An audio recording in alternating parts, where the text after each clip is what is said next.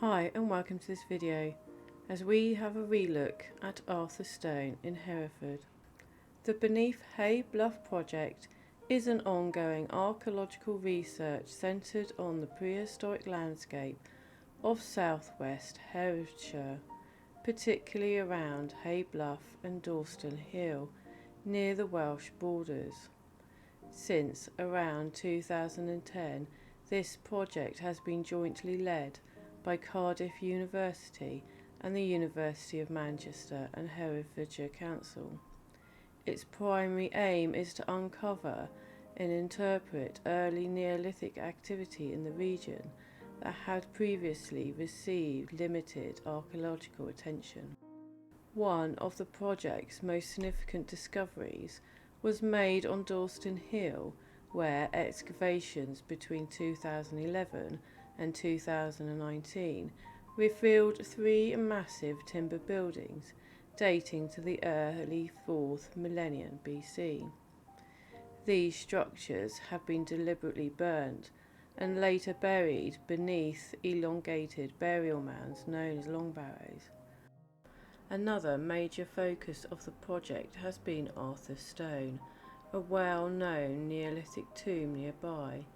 Excavations have revealed that the monument was originally part of a much larger landscape.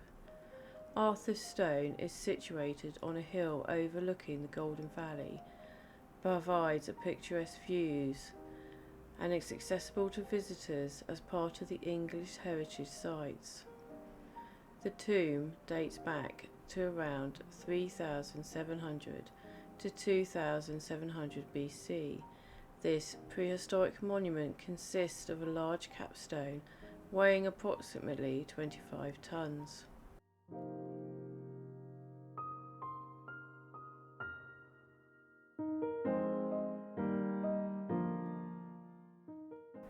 The tomb is thought to be part of the 7 Cotswold groups of chambered tombs, a network of similar monuments scattered across Western Britain. The name Arthur Stone imbues the site as an aura of legend and myth, linked to the iconic figure of King Arthur. According to local legend, this is a place where Arthur defeated a giant, whose imprints can still be seen on one of the stones. While there is no historical evidence to support this tale, the association with Arthurian legends adds a layer of cultural richness to the site, although it is now believed that the huge capstone is likely to have broken as our ancestors tried to position it where we see it today.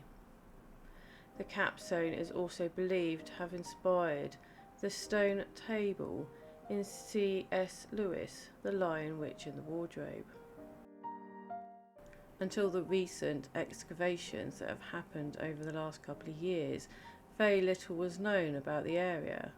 But thanks to these excavations, what we're looking at in this area is much more than a burial site. What has been found has shown that there is more below our feet than we simply didn't know. The other side of the fence post holes have been found, likely have been wooden posts and forms in a straight line. During further excavation, it has been found that there is 2 lines of posts forming an avenue, leading from Arthur Stone and heading in this direction.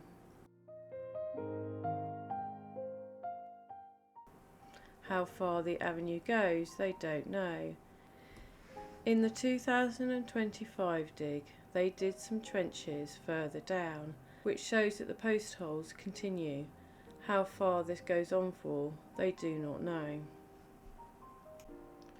But it's not just the avenue that has been found here, for in the 2024 excavation, in an area of interest, was in fact pits where stones once stood. They only could excavate half of the area, but it is clear that a stone circle once stood here, possibly Neolithic or Bronze Age date.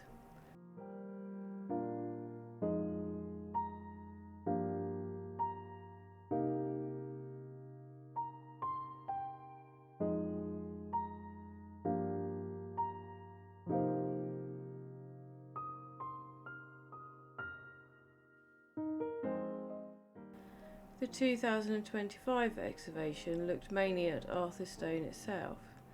In 2022 excavation that I attended, a small area was looked at. Meter slots into this stone material.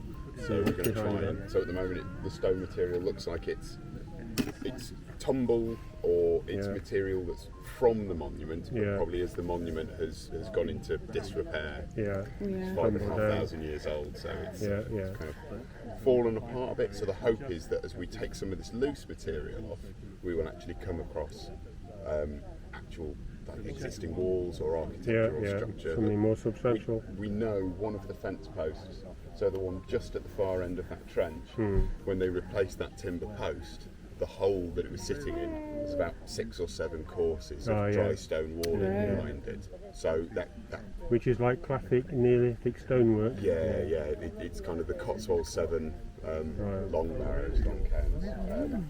We see that kind of architecture. So you're hoping you might find a bit more of that?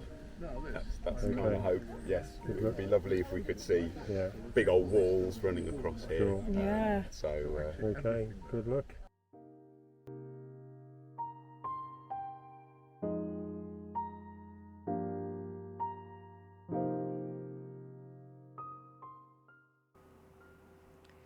Arthur Stone once carried over the road into the field on the opposite side. How big it was, they don't know. What they did also find in the field was a quarry site where the smaller stones came from, which made up the wall around the monument, as well as Neolithic flint, which means they could date the quarry to the Neolithic period. Really nice. The question then of where the stone came from. In 2023 they did some work in the field opposite and they identified an area that might have been a quarry, and when they dug that they did indeed find that it had been a quarry. They were looking for a gap that had a stone that big, but they didn't find that. What they found was a quarry where stone had been taken out for building, and they could tell that it was a stone that was here or something like it, and they could also see the rejects. So clearly people had been sorting through, identifying which were the stones that they could usefully use for construction work. What they also found in 2023 was found in the passageway of Arthur Stone. Some human remains have been found, but also an object that they have called the Arran Pickstone, which is a glassy volcanic rock. It is formed by the rapid cooling of lava in the west of Scotland, possibly from the Isle of Arran, which strongly indicates that our ancestors still moved around. In this trench here you can just make out some dry wall. I have since seen photos where this dry wall does in fact go all the way to the ground. Neolithic dry stone walls are some of the earliest examples of human-built structures created without mortar by carefully stacking stones. These walls are constructed with remarkable skills. The stones were selected and arranged for stability using gravity and friction, often with the larger stones at the base and smaller ones above. Sites such as Cara in Scotland offer a well-preserved example, revealing how early man organised their landscapes. These walls reflect the abilities of Neolithic communities. Garden walls made out of castle stone. Here, the thinking was that this might not have been a genuine portal stone, but had been erected by an antiquarian who thought it looked better there. They've been digging in that trench and they found good things and bad things. The good things is that they found evidence of a chamber. They have even found very slight evidence of human bone, very small amounts of human bone. The bad news is that it looks as though that was dug up in the 18th century and the antiquarians who did it poured the stone back in random form. So, and probably put that stone back up vertically. It probably wasn't there originally. So the thinking is that that's an 18th century construct rather than a 6000 BCE, a 4000 BCE construct. But negative evidence is also good evidence, and so finding something there is helpful.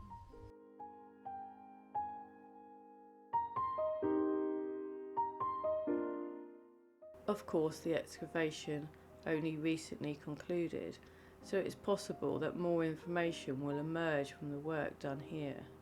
If I hear anything, I'll share in the community page. I have also heard talk that the team might return next year, and I really hope that's true. It shows the project is far from finished. It also highlights how focusing research on one single area can lead to major breakthroughs in our understanding of ancient human life. Arthur Stone is one of those rare places where history, myth and landscape collude in a powerful way. As a Neolithic burial chamber, it would have been a major ceremonial site for the people who built it, long before written records. To them, it likely wasn't just a tomb. It may have been a sacred gateway between worlds. Neolithic people were very intentional with where they built their monuments. Visibility across the land, solar alignments, and proximity to water and other natural features often played a role. Imagine approaching Arthur Stone through a now lost avenue, with the stones silhouetting against the sky. Over time, the stone circle close by was built, possibly for ceremonial purposes to our ancestors. It would have been both an awe-inspiring and spiritually charged. Recent excavations around Arthur Stone have already revealed that the visible monument is only part of a much larger and more complex ritual landscape. It really does make you wonder how much of our human story is still laying beneath our feet, waiting to be rediscovered. While we may never fully understand how or why our ancestors built these monuments, each fragment, each piece of pottery, each remnant of structure tells us about the resilience and creativity and spirit of people long gone, yet now closer to us through these discoveries.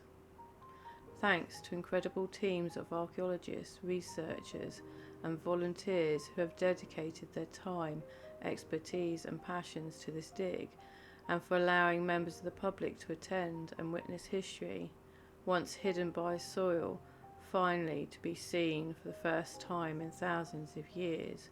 It has been an amazing experience to attend and share with you, the viewers.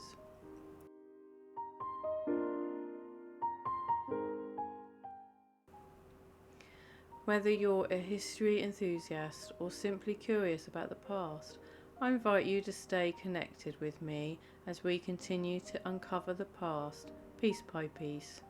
So don't forget to hit that subscribe button, click that notification bell so you never miss a future video. And would like to support the channel a bit more?